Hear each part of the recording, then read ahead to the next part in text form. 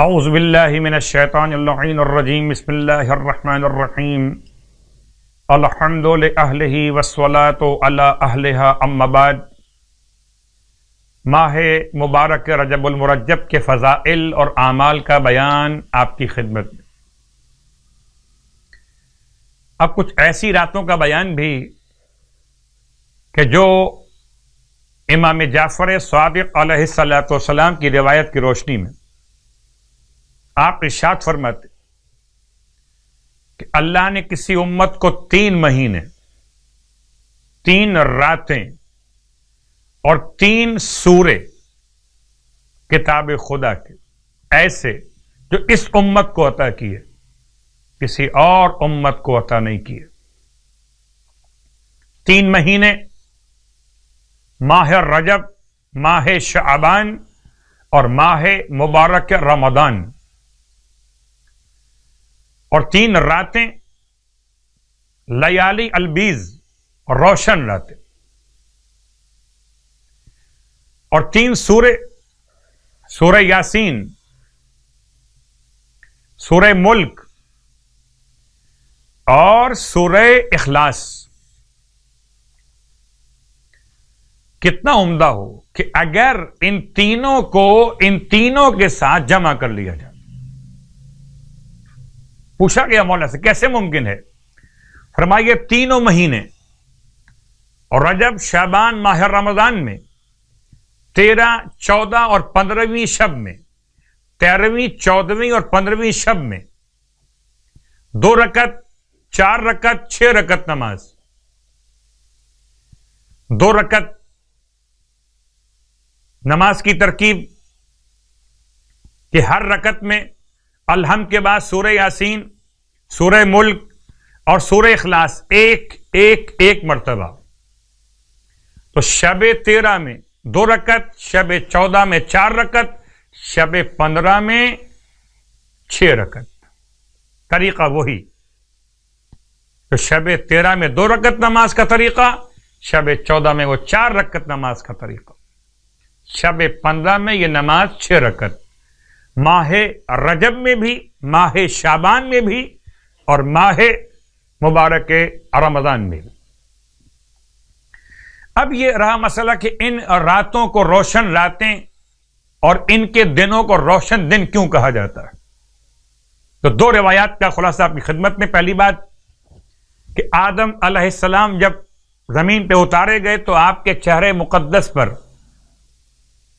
نور کی کمی محسوس ہوئی۔ آپ نے خدا کی بارگاہ میں التماس کی، پروردگار نے آپ کی رہنمائی کی 3 روزوں کی طرف، 13، 14 اور 15۔ 13 روزہ مکمل کیا 13 تاریخ کا، تو ایک حصے کی نورانیت واضح ہوئی۔ پھر رکھا آپ نے 14 تاریخ کا روزہ، تو پھر باقی چہرے کی نورانیت واضح ہوئی، اور پھر 1/3 آخر میں 15ویں روزے کی برکت سے روایت کے الفاظ۔ ہو سکتا ہے میرے بیان سے بات اتنی واضح نہ ہوئی ہو، خلاصہ میں نے کیا ہے۔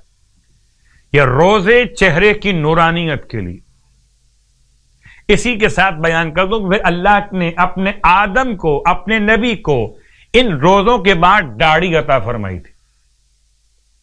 جب بال نکل آئے چہرے پہ، پوچھا پروردگار یہ کیا ہے، یہ بال کیسے ہیں؟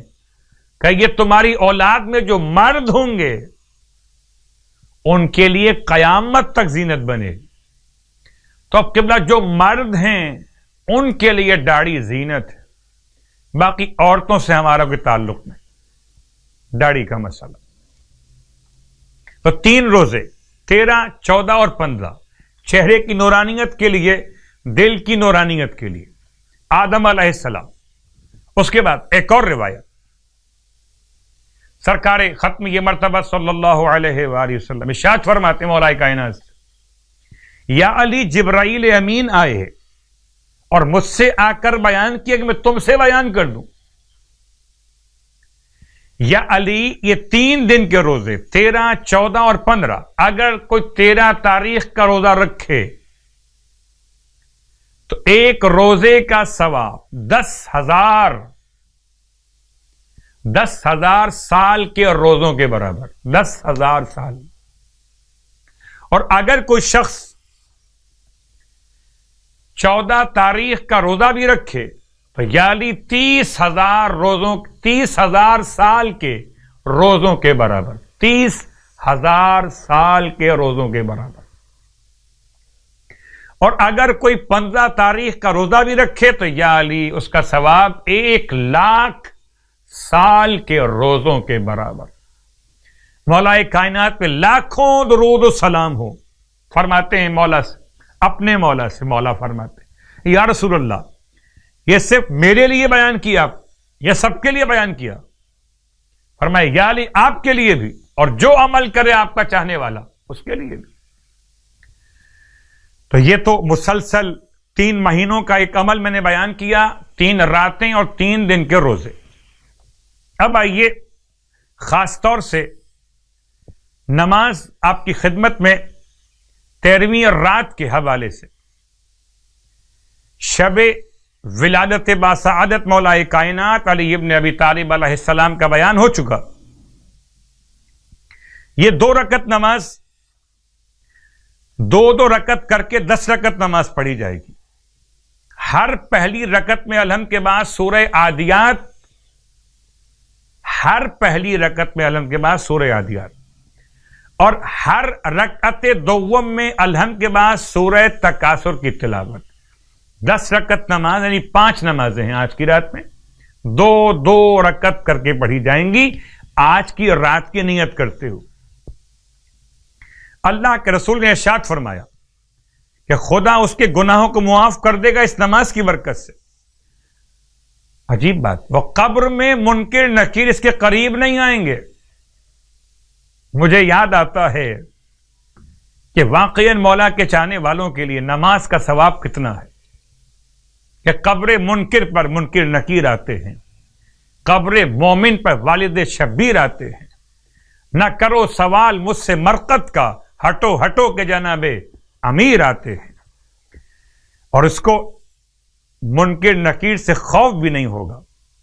روایت کے الفاظ، اور پلے سراج سے بجلی کی مانند گزر جائے گا۔ اور اس کے بعد ماہ رجب کے دن کے روزے کا ثواب فرماتے ہیں اللہ کے حبیب کہ جو ماہ رجب میں 13 روزے مکمل کر لے تو قیامت والے دن اس کے لیے عرش کے سائے میں غذا اور کھانے کا دسترخوان لگا دیا جائے گا، جس کی وسعت اس دنیا کے 70 گنا برابر ہے۔ اس پر بڑے مروارید اور یاقوت کی سینیاں، یعنی وہ تھال جس میں آپ نظر کرتے ہیں، رکھی جائیں گی، اور ہر تھال میں 70,000 قسم کی غذا ہوگی، جس کی خوشبو اور رنگ ایک دوسرے سے الگ ہوں گے۔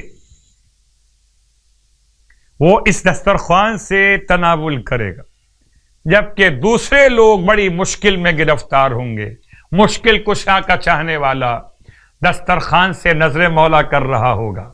خدا ہم سب کو یہ ثواب حاصل کرنے کے لیے ماہ رجب کے روزے اور نمازوں کی توفیق عطا فرمائے، الہی آمین۔ یقیناً روزے کا ثواب بھی آپ نے سماعت کیا اور دعا بھی مانگ لی، اور دعا قبول کیسے ہوگی جب تک کہ ولائے علی ابن ابی طالب علیہ السلام کا ذکر نہ ہو جائے۔ رجب کی تمام شان، تمام برکتیں، کائنات میں بہترین عید کا عنوان، یعنی کہ سرزمین مقدس مکہ المکرمہ، مسجد حرام، خانہ کعبہ کے اندر مولا کائنات علی ابن ابی طالب علیہ السلام کی آمد۔ رجب کی 13 تاریخ اللہ کے رسول کی دعا مقبول، ابراہیم علیہ السلام کی دعا مقبول، ابو طالب علیہ السلام کی تمنا اور پیشن گوئی سچ ثابت ہو رہی۔ فاطمہ بنت اسد خانہ کعبہ کے دیوار کے قریب، دیوار کعبہ شق ہو رہی ہے، بنت اسد کعبے میں آ رہی ہیں۔ اللہ اکبر۔ اسد کی بیٹی دیوار ٹوٹنے سے نہ ڈری، نہ خوف زدہ ہوئی، نہ پیچھے ہٹی، بڑھی اور آگے بڑھی، جس کی ماں نہ ڈرتی ہو اس کا بیٹا کیا ڈرے گا؟ جس کی ماں نے پیچھے ہٹنا نہ سیکھا ہو اس کا بیٹا پیچھے کیسے ہٹ سکے گا؟ اسد کی بیٹی کعبے میں داخل ہو اور جہاں سے دیوار شق ہوئی تھی وہیں سے واپس دیوار پیوست ہو گئی، پتھر آپس میں پھر جڑ گئے۔ 3 دن تک خدا کے گھر میں رہیں۔ 3 دن کے بعد اللہ کے رسول خانہ کعبہ کے دروازے پر آئے۔ کہتے ہیں دروازے پر پیغمبر آئے اور بی بی خانہ کعبہ سے باہر برآمد ہوئی، آغوش میں علی ابن ابی طالب کو لیے ہوئے۔ اللہ اکبر۔ اس انداز سے میرے مولا کی آمد ہوئی کہ اللہ کے رسول نے جب آغوش میں لیا تو آپ نے ابھی تک تو آنکھیں بند تھیں، جب رسول کی خوشبو مشام میں گئی آنکھیں کھول دیں۔ گویا میرے مولا نے پہلی بار چہرہ محمد کو دیکھا۔ اللہ اکبر۔ اللہ کے رسول نے اپنی زبان بطور اول خوراک کے مولائے کائنات کے دہن میں دی، زبان رسول خدا کو چوسنے لگے۔ پھر آپ نے فرمایا یا علی اقرا، پڑھ لیجئے، سنائیے۔ یا رسول اللہ ماذا اقراؤ، کیا پڑھوں؟ توریت، زبور، انجیل یا فرقان؟ ارشاد فرمایا یا علی قرآن سنائیے، قرآن نازل نہیں ہوا ابھی۔ اور علی قرآن سنا رہے۔ الرحمن علم القرآن خلق الانسان علمہ البیان۔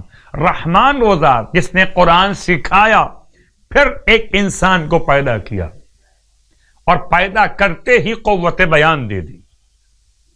اللہ اکبر۔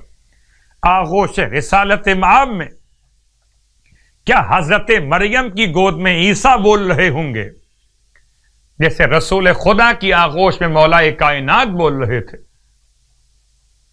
عیسیٰ علیہ السلام کا بولنا عصمت مریم کی گواہی اور مولا کائنات کا رسول خدا کی گود میں بولنا نبوت کی گواہی بھی، قرآن کی گواہی بھی۔ آپ نے جن آیتوں کا انتخاب کیا وہ آیتیں کتنی خوبصورت تھی۔ قد افلح المؤمنون، سورہ المؤمنون کی آپ نے 10 آیتیں تلاوت کی۔ آغوش رسالت مآب صلی اللہ علیہ وآلہ وسلم۔ میں پوچھوں اللہ کے رسول کی بارگاہ میں یہ اس انتخاب کیوں کیا سورہ المؤمنون کا؟ تو جواب ملے کہ مومنوں کو بشارت دی جا رہی کہ امیر المومنین علی ابن ابی طالب علیہ السلام کی آمد۔ اللہ اکبر۔ پورے مکہ المکرمہ میں پہلے 3 دن تک غل اس بات کا تھا کہ اندر کعبے میں بند ہو گئیں بیوی، سب پریشان تھے، مگر علی کا باپ مطمئن تھا۔ فاطمہ بنت اسد کعبے میں 3 دن تک مہمان رہیں، وہیں پر خدا نے کھلایا اور پلایا بھی، اور 3 دن کے بعد جب سامنے آئی تو آغوش میں علی ولی اللہ، اللہ کا ولی آ گیا۔ اللہ اکبر۔ بس میلاد کی مبارکباد پیش کرتے ہوئے تمام اہل ایمان، اہل اسلام کی خدمت میں، خاص طور سے خانوادے اہل بیت کی بارگاہ مقدس میں، کہ پروردگار اس میلاد کی برکت سے ماہ رجب کے صیام اور قیام اور عبادات کو اپنی بارگاہ میں شرف قبولیت عطا فرمائے۔ گرچہ جملہ مکمل کرتے ہوئے دل چاہتا ہے کہ 2 باتیں آپ کی خدمت میں بیان کر دوں، اور یہ باتیں مولا کی منقبت کے طور پر۔ برسوں کے انتظار کا کیسا صلہ دیا، دونوں جہاں کا سر میری جانب جھکا دیا۔ 13 رجب کو بولا علی سے خدا کا گھر قبلہ، مجھے تو آپ نے کعبہ بنا دیا۔ پروردگار سے اسی محبت کے ساتھ کہ جشن مولود کعبہ ہو، صحن کعبہ ہو اور فرزند مولود کعبہ ہو، تو پھر لطف آئے جشن کا، اور سارے موالیان آل محمد شرکائے جشن بھی ہوں اور اطاعت گزارے مولا امام زمان بھی ہوں. الہی آمین.